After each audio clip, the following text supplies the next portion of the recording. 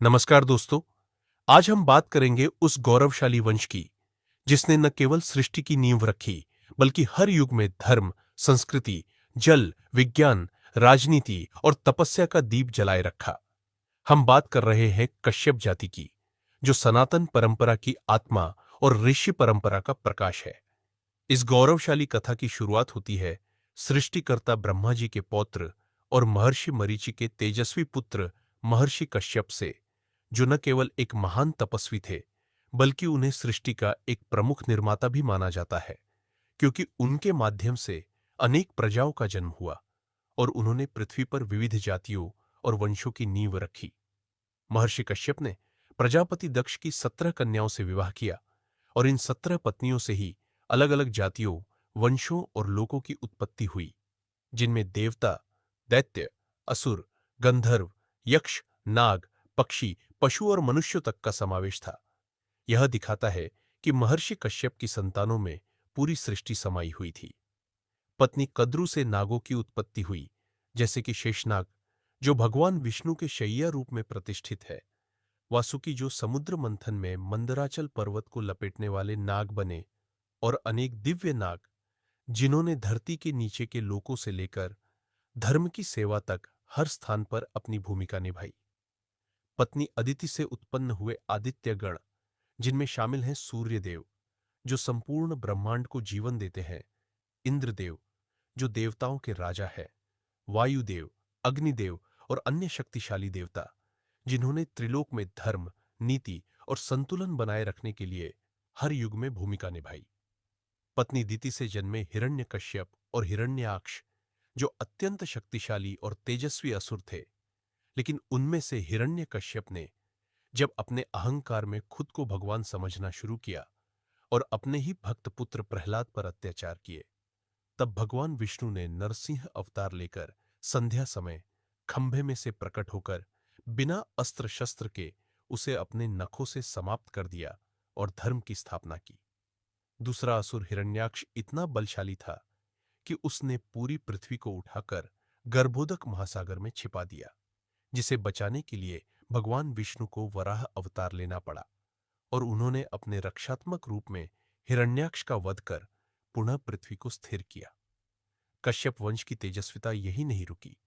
इसके बाद जन्म हुआ राजा बलि का, जो परमदानी, न्यायप्रिय और वीर योद्धा थे।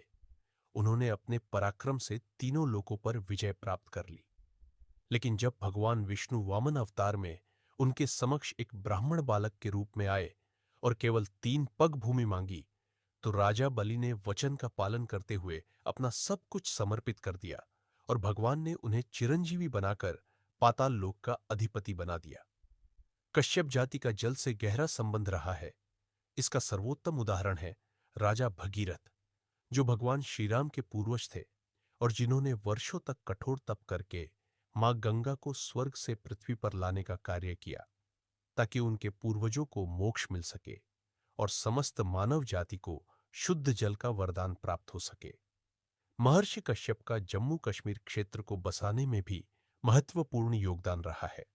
पौराणिक मान्यता के अनुसार जब वह क्षेत्र जलमग्न था, तब उन्होंने जल को हटाकर वहां जीवन संभव बनाया और उस भूमि को कश्यप भूमि कहा जाने लगा, जो आज का जम्मू कश्मीर क्षेत्र है।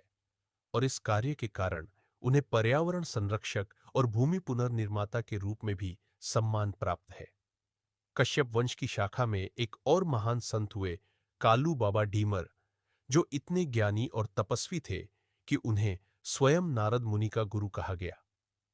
यह दर्शाता है कि इस जाति में न केवल शक्ति बल्कि ज्ञान और अध्यात्म का भी उतना ही प्रभाव रहा है।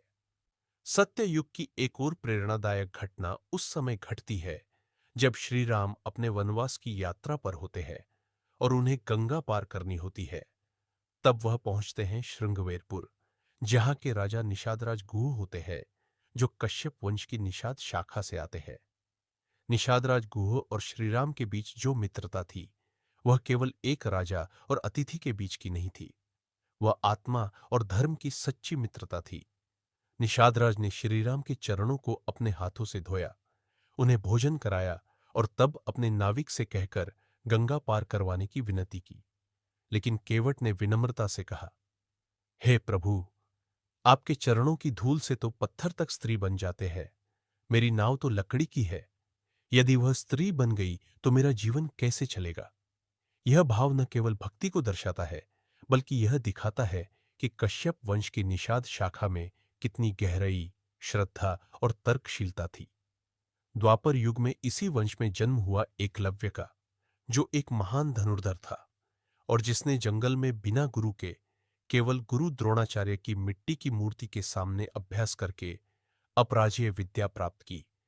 लेकिन जब गुरु ने उससे उसका अंगूठा मांगा, तो बिना किसी संकोच के उसने अपना अंगूठा काटकर समर्पित कर दिया और बाद में श्री कृष्ण के हाथों वीरगति प्राप्त कर अमर हो गया।